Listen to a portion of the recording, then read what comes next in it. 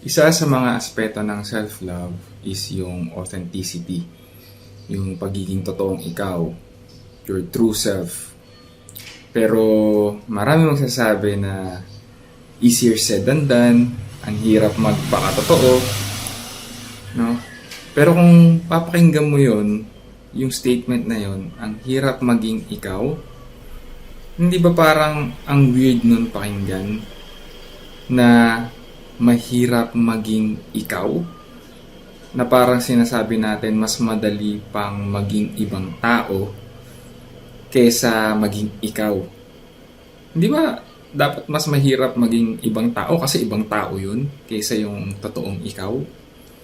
So, meron sigurong ibang reason kaya natin nasasabi na mahirap maging totoo.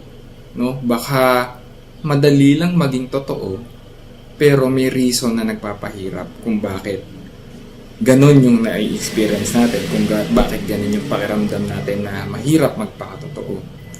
At kung uungkatin natin, kaya natin nasasabi yun is kasi baka pag naging totoo tayo, hindi tayo matatanggap ng ibang tao.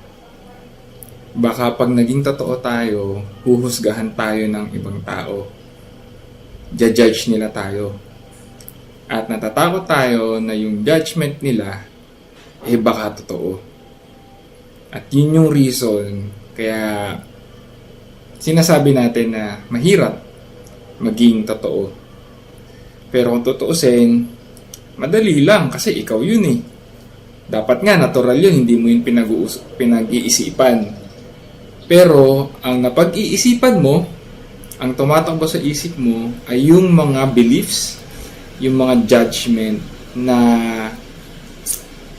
kaya hindi mo na-express yung totoong ikaw.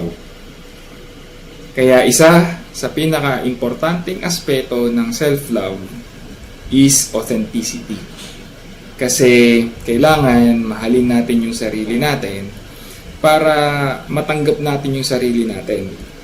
At pag minamahal natin yung sarili natin, yung judgment, no, na nanggagaling mismo sa atin, nawawala. Ngayon, kung hindi yun matanggap ng ibang tao, kung meron pa rin silang sasabihin tungkol doon sa pagiging totoo natin, hindi na natin kontrolado yun. Diba? Pero, ikaw sa sarili mo, okay ka, kasi totoo ka, at mahal mo kung ano yung totoong ikaw. So, be yourself, and then love yourself.